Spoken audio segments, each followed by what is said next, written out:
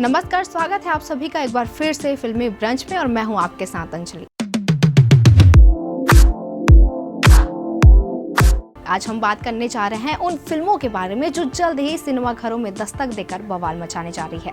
इनमें से एक है रामायण। जी हाँ, सूत्रों के हवाले से पता लगा है कि रामायण में राम बनने के लिए रणबीर कपूर की खास ट्रेनिंग होगी। डायरेक्टर नीतीश तिवारी की फिल्म रामायण को लेकर अब बज़ बना हुआ है।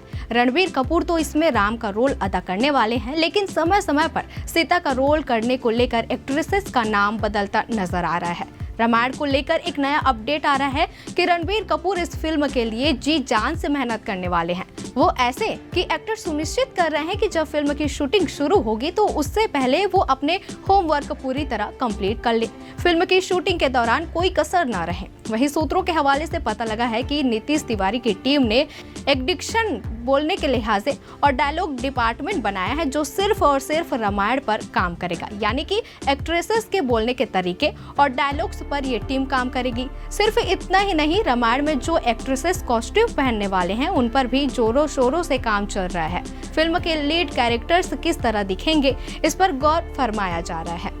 वहीं अब बॉलीवुड से अगली खबर ये भी सामने आ रही है कि शाहिद कपूर और कृति सेनन की फिल्म में कम करने होंगे इंटीमेट सीन्स। जी हाँ, बता दें कि कृति सेनन और शाहिद कपूर स्टारर फिल्म तेरी बातों में ऐसा उलझा जिया 9 फरवरी को सिनेमाघरों में धमाके मचाने के लिए तैयार है। ये एक AI टेक्नोलॉजी को दिखाती फिल्म है जिसमें शाहिद कपूर और कृति सेनन लीड रोल निभाते नजर आएंगे। रिलीज से पहले फिल्म को CBFC की तरफ से यूट सर्टिफिकेशन मिला है, जिसके मुताबिक central board of film certification ने तेरी बातों में ऐसा उलझा जिया में कुछ इंटीमेट सीन्स कटाने का सुझाव दिया है। बोर्ड की गाइडलाइन के मुताबिक फिल्म में 25% तक इंटीमेट सीन हटाने होंगे। तेरी बातों में ऐसा उलझा जिया में पहले 36 सेकंड का इंटीमेट सीन था, जिसे घटाकर 27 सेकंड कर दिया गया था। इसके अलावा CBFC ने मेकर्स को हिंदी में एंटी स्मोकिंग मैसेज को बड़े फॉन्ट में लिखने के लिए कहा है।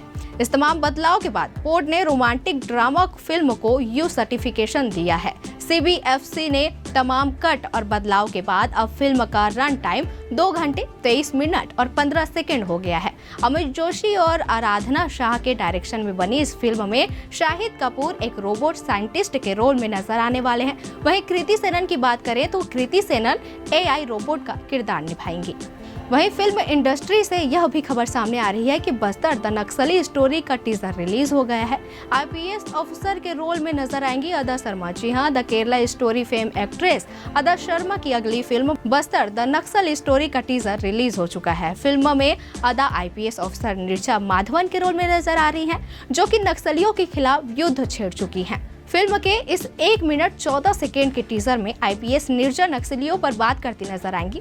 अपने ऑफिस में सोल्जर एट वॉर लुक में बैठी नीरजा कहती हैं कि पाकिस्तान से हुए हमारे 4 युद्ध में हमारे 8,748 जवान शहीद हुए थे, लेकिन क्या आपको पता है कि हमारे देश के अंदर ही नक्सलियों ने हमारे 15,000 जवानों की हत्या की है। वहीं इस टीजर में नीरजा जवाहरलाल नेहरू यूनिवर्सिटी पर भी बात करती हैं। वो कहती है कि बस्तर में हमारे 76 जवानों को नक्सलियों ने बड़ी क्रूरता से मारा था और तब इसका जश्न मनाया गया था JNU में। जरा सोचिए, हमारी देश की इतनी प्रतिष्ठित यूनिवर्सिटी हमारे जवानों की शहादत पर जश्न मनाती है। वो आगे इस पर कहती है कि कहां से आती है ये सोच।